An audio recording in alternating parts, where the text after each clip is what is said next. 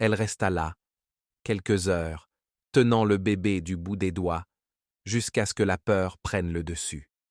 Cette nuit-là, sous un ciel chargé de nuages, Mélina enveloppa le nouveau-né dans une couverture et marcha jusqu'à une ruelle obscure, derrière un marché bondé. Mélina Dossou était une étoile filante dans la nuit de Lomé. Belle, insouciante et avide de plaisir, elle arpentait les clubs les plus huppés de la ville, dansant jusqu'à l'aube sans se soucier du lendemain.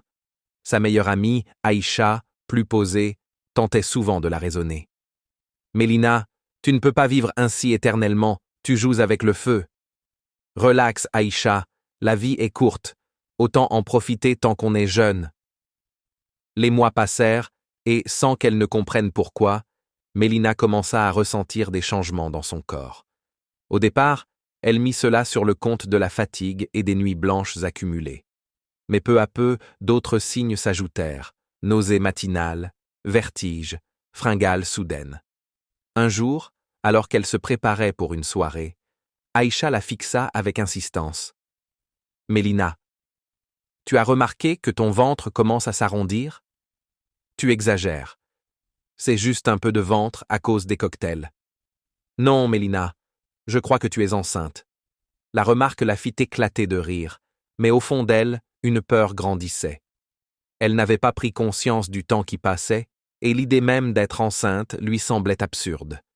Pourtant, les doutes s'installèrent. Une nuit, elle fit un rêve étrange. Une voix ancienne, grave et douce à la fois, lui parlait. « L'enfant que tu portes est une vie précieuse. Il grandit en toi depuis 4 lunes. Tu ne peux plus l'ignorer. » Mélina se réveilla en sursaut, en sueur. Elle posa instinctivement sa main sur son ventre et ressentit pour la première fois une légère pression. Prise de panique, elle se précipita à la pharmacie et acheta un test de grossesse. Le résultat fut sans appel. Positif. Pendant des jours, Mélina refusa d'accepter la réalité. Elle continua sa vie comme si de rien n'était, espérant que son ventre redeviendrait plat comme avant. Mais plus elle l'ignorait, plus les symptômes s'intensifiaient. Sa peau devenait plus éclatante, ses cheveux plus épais, et surtout, son ventre continuait de s'arrondir. Elle cessa de sortir aussi fréquemment, cherchant désespérément des solutions. Mais qui était le père? Elle n'avait aucun moyen de le savoir, ayant multiplié les aventures sans lendemain. Aïcha insista pour qu'elle consulte un médecin, mais Mélina refusa. Elle ne voulait pas entendre de confirmation. Elle ne voulait pas assumer.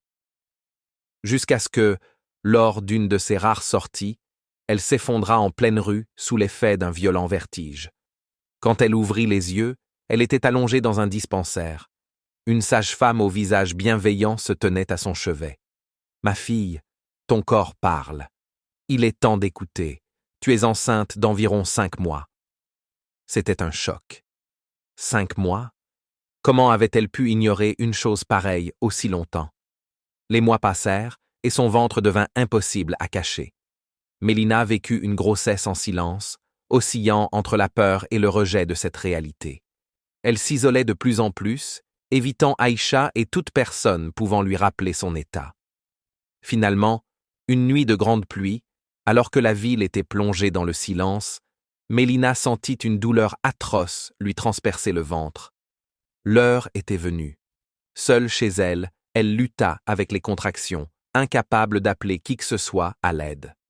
Après des heures d'agonie, entre cris et larmes, un petit être fragile vint au monde. Un bébé frêle, innocent, qui poussa un cri déchirant dans la pièce sombre. Mélina le fixa, tremblante, une vague d'émotions contradictoires la submergeant. Peur, rejet, mais aussi un étrange sentiment d'attachement. Pourtant, une pensée obsédante résonnait dans son esprit. Que va-t-on dire d'elle? Comment pourrait-elle élever cet enfant? Elle resta là, quelques heures, tenant le bébé du bout des doigts, jusqu'à ce que la peur prenne le dessus. Cette nuit-là, sous un ciel chargé de nuages, Mélina enveloppa le nouveau-né dans une couverture et marcha jusqu'à une ruelle obscure, derrière un marché bondé. Là, elle déposa le nourrisson entre 2 sacs poubelles, avant de s'enfuir en courant, le cœur tambourinant. Les jours suivants, Mélina tenta de reprendre une vie normale. Pourtant, une lourdeur pesait sur elle, une angoisse constante dont elle ne pouvait se débarrasser. Chaque nuit, elle se réveillait en sursaut, transpirante, le cœur battant à tout rompre. Elle croyait entendre des pleurs de bébé dans son appartement. D'abord lointains, ils se faisaient de plus en plus distincts.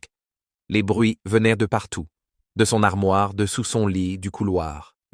Un soir, alors qu'elle prenait une douche, un frisson glacial parcourut son échine.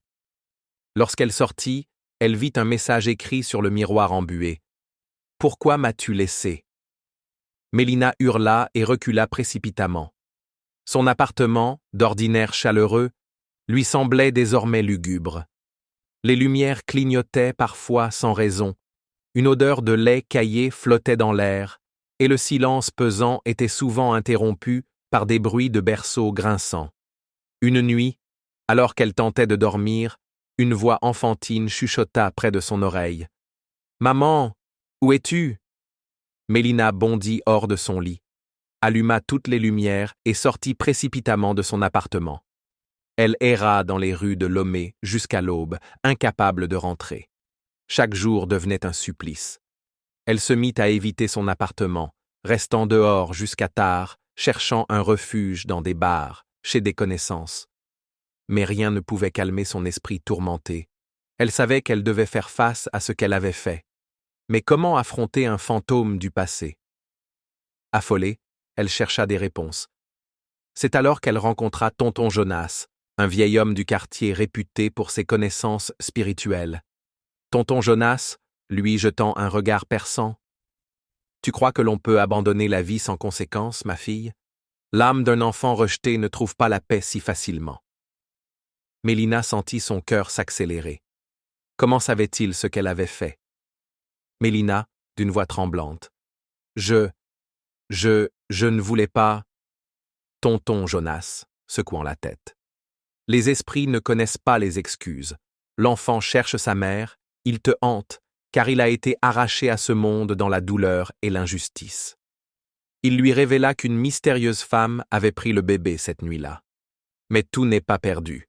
Si tu veux trouver la paix, il te faut retrouver cet enfant, lui offrir ce que tu lui as refusé cette nuit-là. Mélina sentit un frisson lui parcourir l'échine. La route vers la rédemption ne faisait que commencer. Mélina se lança dans une quête désespérée pour retrouver son enfant. Elle fouilla le quartier, interrogea les habitants, se rendit dans les hôpitaux et les orphelinats. Mais chaque porte se refermait devant elle. Les jours se transformaient en semaines et l'espoir s'amenuisait. Elle retourna plusieurs fois à la ruelle, scrutant les lieux, cherchant un indice.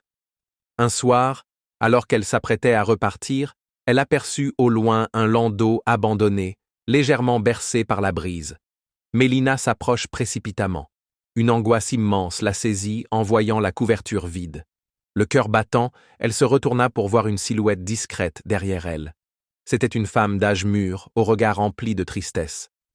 Mélina, bégayant. « Vous avez vu l'enfant? Où est-il, la femme mystérieuse? Je l'ai pris. Il m'a appelé. Il m'a montré où il voulait aller. » La femme lui expliqua que, chaque nuit, le bébé venait la voir dans ses rêves, l'appelant, lui demandant de le protéger. Le mystère s'éclaircit lorsque la femme lui révéla la vérité déchirante. L'enfant, bien qu'il ait survécu après avoir été laissé dans la ruelle, avait succombé à une infection quelques jours plus tard. Mélina s'effondra sur le sol, la douleur l'envahissant. « Il n'est plus dans ce monde, ma fille. Il a trouvé la paix. Mais toi, tu devras vivre avec ce poids pour toujours. » dit la femme. Mélina pleura, le cœur brisé. Elle savait qu'elle ne pourrait jamais effacer ce qu'elle avait fait.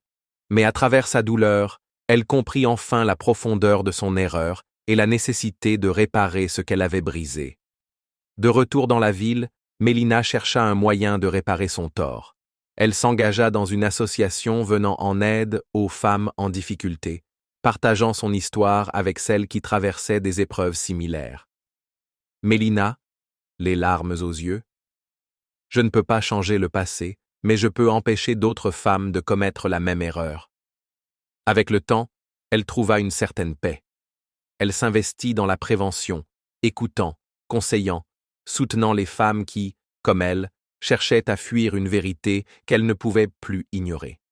Chaque acte a ses conséquences, et certains choix marquent une vie à jamais.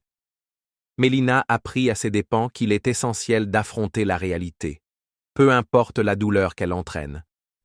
Car c'est seulement en acceptant ses erreurs que l'on peut espérer trouver le pardon et se reconstruire. L'histoire vous a-t-elle plu?